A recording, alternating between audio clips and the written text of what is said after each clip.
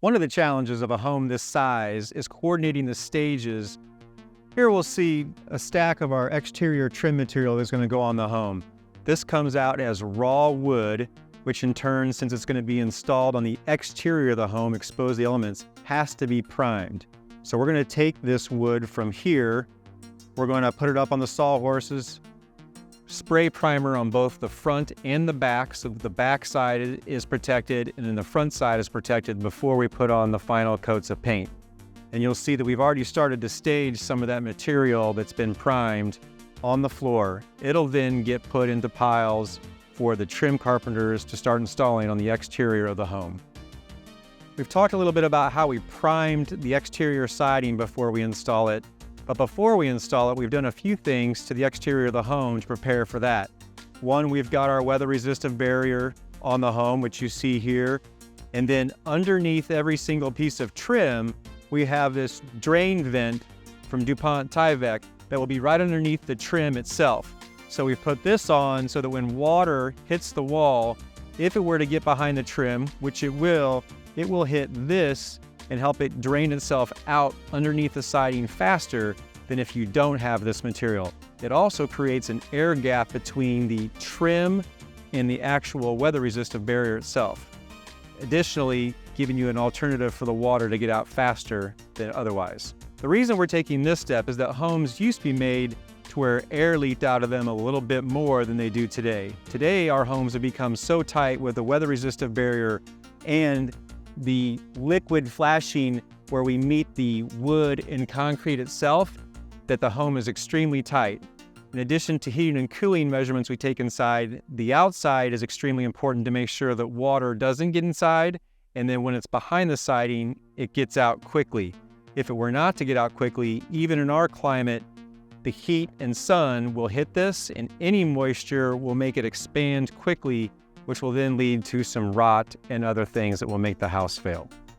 I mean, people think it doesn't rain, and it doesn't rain often, but it rains and then the sun comes out, or like in the monsoon season, that hot sun hits this, and it draws all that moisture through in a heartbeat. And if it can't get out or can't relieve itself quickly, it's almost worse here than it is in Kansas City. Exeter Estate's going to have a combination of siding and real brick. In the areas that we're going to have real brick, we've got the foundation. We've dug ourselves down to the footing. We've cleaned off the footing, and then we've put this CMU material down here, which we call a cracker in this instance. We will build this up a little bit more.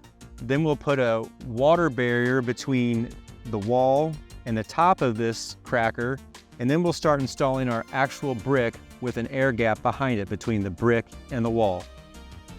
One of the important things that we do at AFT to make sure that we minimize air infiltration and insect infiltration is that we've applied liquid flashing to the foundation. As you can see, going to be difficult. As you can see here, we've applied liquid flashing to the foundation and up over the sill of the home. This will stop any infiltration of air or bugs in this area. Then we take our weather-resistant barrier and we lap it over the top of the foundation. Morning, another day here at Exeter Estate. We're going to continue on the topic of the siding install that we talked about. We've got the weather-resistant barrier on the home and we've taped off our windows and things like that. We briefly touched on priming and painting the trim. Before we apply the trim to the house, we've applied this rain vent to the back of it. You'll see that it has channels so that water, if it gets behind this wood, can flow down and flow out the bottom. And then we'll see as it's applied to the house here as well. It's just one more step that we take to ensure that water does not enter the home and that water does not penetrate this raw wood and deteriorate it over time. And if you look at the house, you'll see as it's attached, you'll be able to see that there is a gap here for that water to run behind and then out the bottom. We brought you over here to the mock-up of our exterior of the home. We build these to, one, ensure that we like the application of each material, and two, to get customer approval and sometimes even the approval of the homeowners association. It all helps so that we can see what the home will look like when it's complete. As you can see here, we've got the same siding corner pieces that we demonstrated earlier, and then some examples of cedar shake siding, the window trims, headers, the details above, and even the brick that we'll show later on in the video. So please stay tuned and we'll show you more as this home progresses.